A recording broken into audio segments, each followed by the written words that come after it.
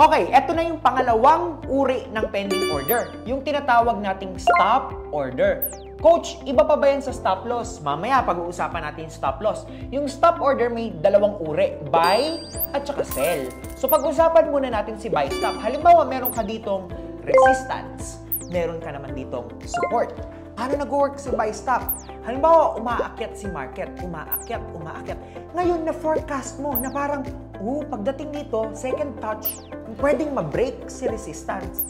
Hindi ka, gusto mo makasabay dun sa breakout na yon. Ngayon, magsiset ka dito sa taas ng resistance ng pending order. Nandito si buy stop. Okay? Ngayon, kapag nag-skyrocket si market, dumire-diretso pataas. Okay, profit ka.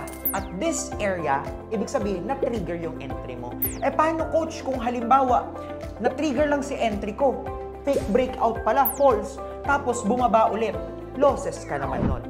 Question, coach, paano kung halimbawa, naglagay ako dito ng pending order, pero hindi tinamaan, hindi na-hit, walang nangyari? Well, canceled yun. Wala, hindi ka talo, hindi ka panalo, hindi ka profit, hindi ka loss. Kabaligtaran lang naman ni buy stop si sell stop. So, halimbawa naman, na-foresee mo na umaakyat si market, bumababa.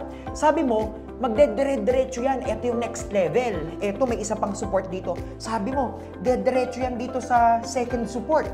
Yan, lagyan natin S1, S2. Dediretso siya dito. Ngayon, dito pa lang, gusto mo nang sumabay. Ngayon, kapag bumaba yan, bumaba, diretso, ibig sabihin, at this point, meron ka ng entry. Nakasabay ka. So, yun yung stop orders na buy and sell stop.